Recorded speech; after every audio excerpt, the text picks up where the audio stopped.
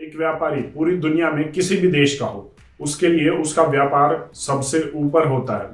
देश और इमोशनल बातें, इन सब चीज़ों की जगह उसके व्यापार के बाद ही उसके दिमाग में, उसके जहन में आती है।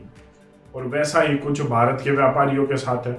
वैसे भी भारत में अब इक्का दुक्का गिने चुने व्यापारी हैं जिनकी अब आजकल हर रोज बातें हो रही हैं। हमने देखा कि हिंडनबर्ग रिपोर्ट आने के बाद किस तरीके से अडानी के शेयर गिरे, किस तरीके से वर्थ वैल्यू, उसकी नेटवर्थ गिरी।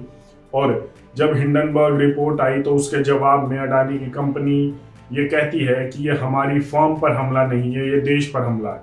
तो किस तरीके से देश पर हमला बताने वाले इस देश के प्रधानमंत्री के एक सपने को ही तोड़ जाते हैं, उसे ही धोखा दे जाते हैं जिन्होंने उसे यहां तक पहुंचाया।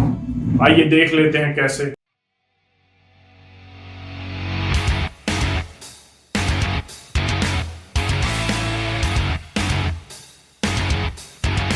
पीवीसी, पॉलीविनाइल क्लोराइड, ये एक ऐसा केमिकल है जो दुनिया में तीसरे नंबर पर है जब इसकी मैन्युफैक्चरिंग होती है।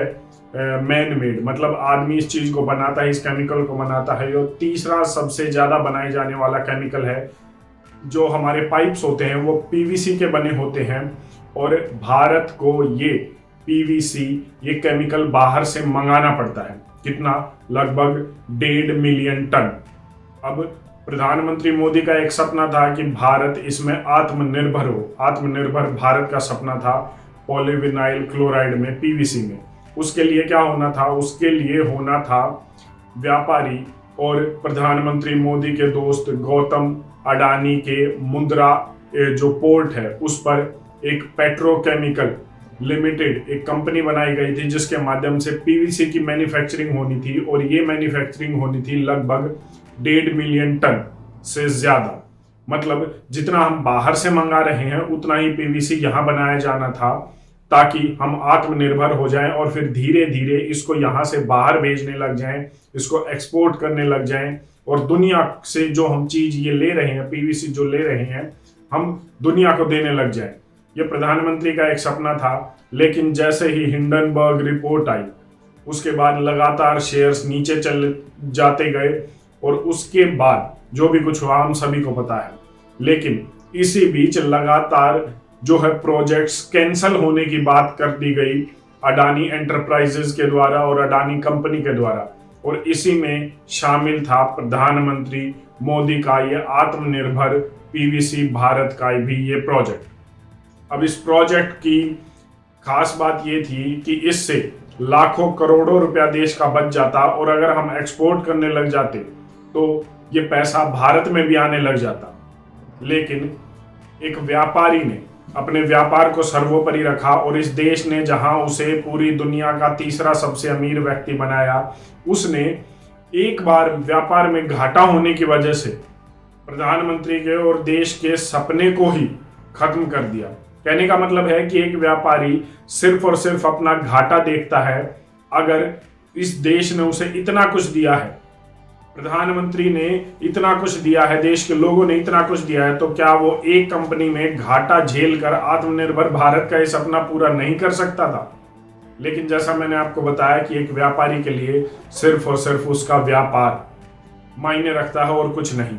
अगर घाटा है तो देश का सपना, आत्मनिर्भर भारत का सपना या प्रधानमंत्री मोदी का सपना कहीं भी जाए, भाड़ में जाए या ना जाए, वो पूरा हो ना हो, इससे उसे कोई मतलब नहीं होता। और शायद यही अब गौतम अडानी ने बता दिया है इस प्रोजेक्ट को रद्द करके। इसके साथ साथ मैं आपको बता दूं कि किस तरीके से खुलासे पर खुलासे हो रहे हैं। हम बात कर रहे हैं राहुल गांधी की सदस्यता रद्द कर दी गई है, अब उन्हें बंगले से निकाल दिया गया है और इस तरीके की बातें हो रही हैं। लेकिन यहाँ पर उन चीजों से जरूरी चीजें हैं जिससे आपको फर्क पड़ता है। वैसे तो प्रेस कॉन्फ्रेंस में सारी घिसी पिटी बातें थी और मैं अधिकतर उन बातों से एग्री नहीं करता हूं राहुल गांधी की। जैसा उन्होंने क्रांतिकारी वीर सावरकर के बारे में कहा और भी बहुत बातें हैं, लेकिन जो चीज मायने रखने लायक है, जिससे आप पर और मुझे फर्क होना चाहिए, वो ये कि वो 20,000 करोड़ रुपए किसके हैं जो शेल कंपनियों के द्वारा यहाँ पर इन्वेस्ट किए गए हैं अडानी की कंपनीज में। मतलब लगभग अडानी की कंपनियों को 45% से ज्यादा जो एफडीआई मिला है, जो पैसा मिला है, वो लगभग 20,000 करोड़ रुपए बैठता है। वो किसका है? वो उन्हीं शेल कंपनीज का है जो अडानी और उनके परिवार के लोगों के क्लोज व्यक्तियों के, जो उनके निजी व्यक्ति हैं, उन व्यक्तियों की कंपनी है। और ये बाहर से इन्वेस्ट कराए गए पैसे हैं जो दोबारा से एक जेब से निकालकर दूसरी जेब में डाले गए हैं। और ये खुलासा है, ये वो पैसा है जो शायद आपके जो है टैक्स के दिए हुए पैसे की तरह होना चाहिए था। मतलब जैसे आप टैक्स देते हैं वैसे ही अडानी कंपनी को ये रुपया टैक्स के रूप में सरकार को देना था, जिससे शायद देश में कुछ विकास होता अगर सरकार चाहती तो। लेकिन नहीं, शेल कंपनियों के माध्यम से और इधर उधर हेर फेर करके इस पैसे को बाहर भेज दिया गया और फिर एक जेब से निकालकर अपनी दूसरी जेब में डाल दिया गया। सीधे सीधे तौर पर यह सिर्फ और सिर्फ टैक्स की चोरी है, देश के पैसों की चोरी है। जहां एक तरफ सरकार और सरकारी नीतियां व्यापारियों को बचाती आ रही है देश की आज़ादी के बाद से ही, वहीं दूसरी ओर ये बड़े व्यापारी देश को खोखला कर रहे हैं।